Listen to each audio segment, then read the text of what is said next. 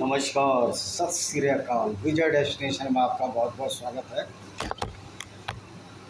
पहली बात, जो कल किसान, ये वीडियो हम किसान का जो लखीमपुर खीरी में जो दुर्घटना हुई है, जिसमें दुर्भाग्यवश 6 या 8 लोगों की मृत्यु हुई है, उनके प्रति हमारी संवेदना है।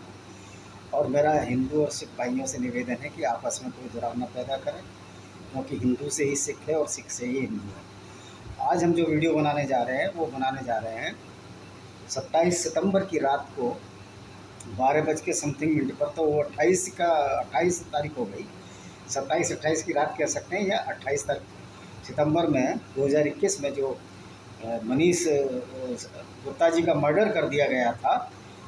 तो उनकी पत्नी श्रीमती मीनाक्षी गुप्ता जी को वहाँ का डीएम विजय किरण आनंद और वहाँ का एसएसपी विपिन ताड़ा, जो कि सत्यपाल सिंह जो सांसद हैं बागपत, उनका दामाद है, बीजेपी के सांसद हैं ये।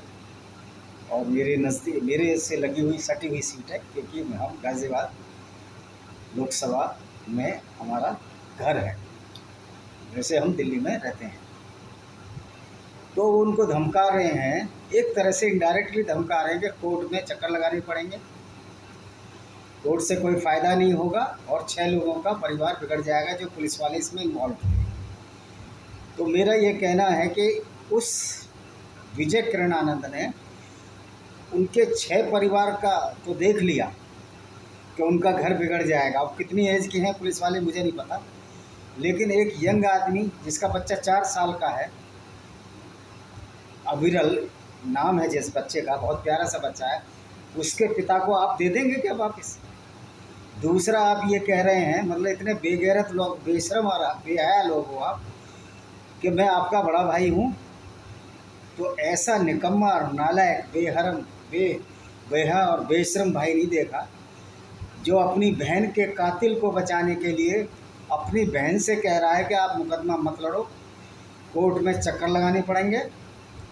तो ये किस तरह का भाई है और कैसे ये भाई अपने व्यवहार करता हुआ अपनी बहनों से, इस संदर्भ में मुझे कुछ नहीं जाना। लेकिन अगर इस तरह का एक आईएएस जो इतना पढ़ लिखने के बाद बनता है और इस तरह की बेतुकी बातें करे, तो ये हम सबके लिए शर्म की बात है कि ये समाज जा कहाँ रहा है।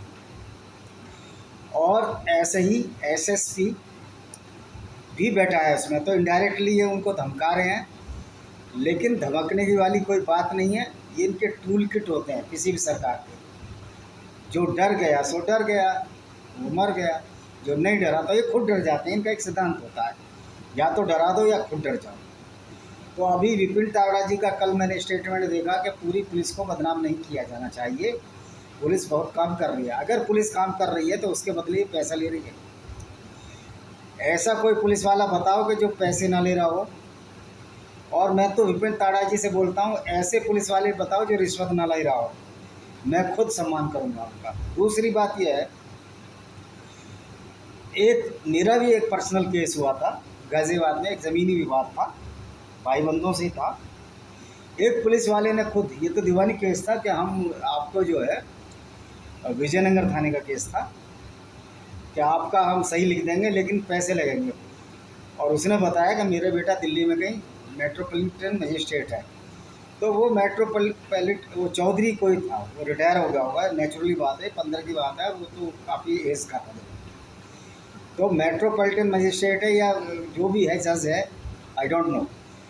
तो जब ऐसा जज, ऐसा मेट्रोपॉलिटन मजिस्ट्रेट जो कि रिश्वत की रोटियां खा खा के मेट्रोपॉलिटन मजिस्ट्रेट बना होगा, तो उसको इस बाप ने क्या संस्कार दिए होंगे। यद्यपि वो जज ईमानदार हो, ये उसका अपना निर्णय होगा और ये व्यक्तिगत निर्णय है, अगर लिया होगा तो ये अच्छा है।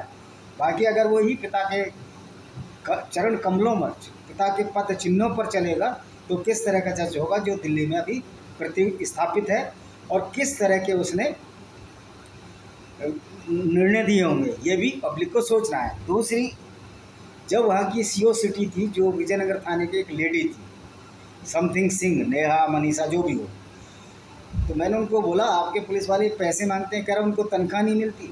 तो मैंने उनको बोला, ये जवाब तो तुम्हें पुलिस वालों से पूछना चाहिए, जब उनको तनख्वाह मिलती है तो रिश्वत रूपी टट्टी क्यों खा रहे हैं, वो रिश्वत रूपी भूख क्यों खा रहे हैं? वो तो भिखारियों से भी गए बीते हैं। भिखारी तो मजबूरी में पैसा मांगता है, इनको तो सरकार तनख्वाह देती है, फिर भी ये गू खाए जा रहे हैं लगातार।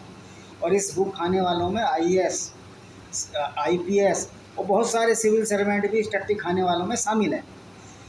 तो जो इन्होंने बोला मीनाक्षी गुप्ता जी को कि आप जो है मुकदमा वापस ले लो, मुकदमे कोर्ट के चक्कर लगते हैं, ये तो दुनिया को पता है कोर्ट के चक्कर लगते हैं। ये कौन सा विजय किरणानंद ने कोई नई टीचिंग हमको दे दी? बच्चा जब 10-12 साल का हो जाता तभी जानता है कि जो न्यायिक व्यवस्था है इंडिया की वो सर्वोपरि है और उससे ऊपर कोई भी नहीं है। तो ये कौन सा इन्होंने ऐसा ज्ञान बांट दिया चाणक्य जैसा कि भाई आपको कोर्ट में चक्कर लगाने पड़ेंगे। भाई आदमी जब अपने न्याय के लिए नहीं जाएगा, कोर्ट में नहीं जाएगा, तो फिर उसको न्याय कैसे मिलेगा? दूसरी बात यह है कि ये तो सीधा सीधा कोर्ट की डिफेमेशन की है। विजय किरणानंद और एसपी वहीं बैठे हैं, तो क्यों ना इसको सू मोटो एक्शन लेना चाहिए हाई कोर्ट को, और इसको सुप्रीम कोर्ट को। अगर ये सू मोटो एक्शन नहीं लेते हैं तो मेरे वीडियो को ही आप एक इनके खिलाफ एक एफआईआर समझिए या जो भी कुछ समझिए, कोर्ट समझिए, इसी को आधार बनाकर इनके खिलाफ कार्रवाई जरूर की जाए। सबसे पहली बात तो योगी गवर्नमेंट की गलती है, इन दोनों को हटाया नहीं गया है। इनको खुदे लाइन लगाना चाहिए था और उन पुलिस वालों को बर्खास्त किया जाना चाहिए। और जो जिससे कि ये आए कोर्ट में पता लगे कि किसी को मारने पे, किसी की रोजी रोटी छीनने में इनको कैसा लगता है। दूसरा है, अगर पुलिस वाला मरता है, जैसे कि विक्रू कांड हुआ था, तो आपने उससे बदला ले लिया, तो क्या पब्लिक आपसे ऐसा खुद बदला ले?